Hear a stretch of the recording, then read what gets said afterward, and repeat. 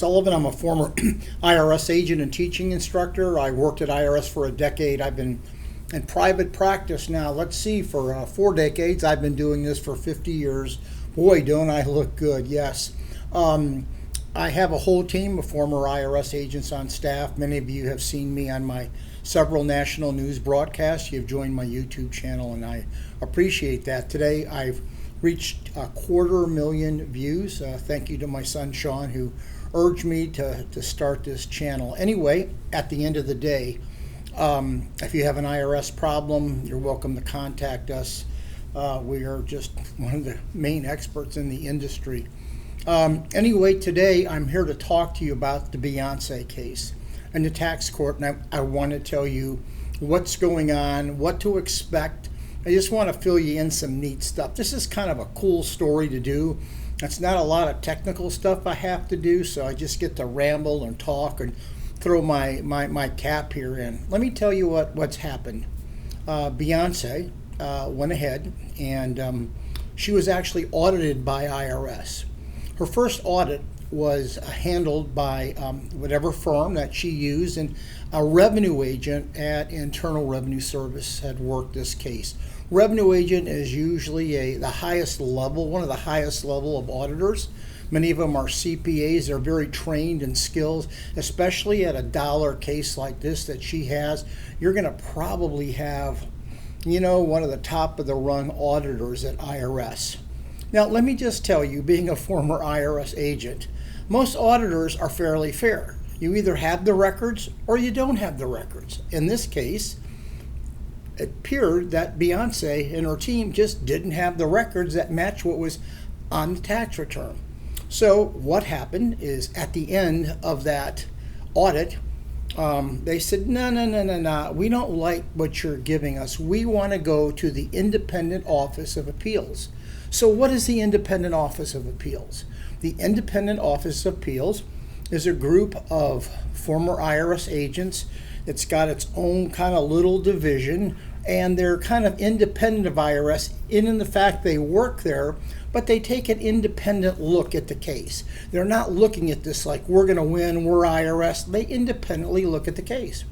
Well, the case went to the independent audit of IRS, and sure enough, the IRS independent audit sustained pretty much what the first revenue agent did. So what they decided to do is, and what you can decide to do, is you can take those cases to tax court. So what happens at that point in time? Well, you file a petition. That petition goes and you get docketed actually in tax court. Now, at that point in time, a couple things can happen.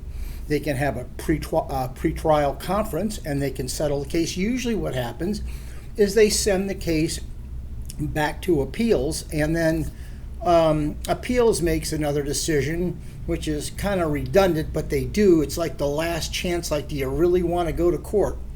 Here's how I see this case playing out, okay? IRS hit this firm and this tax return with the accuracy penalty.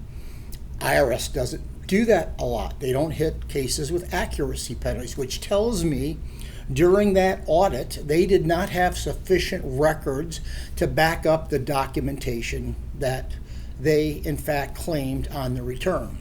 So it's kind of a ballsy move by the representation, the attorneys moving forward to go to tax court and challenging IRS.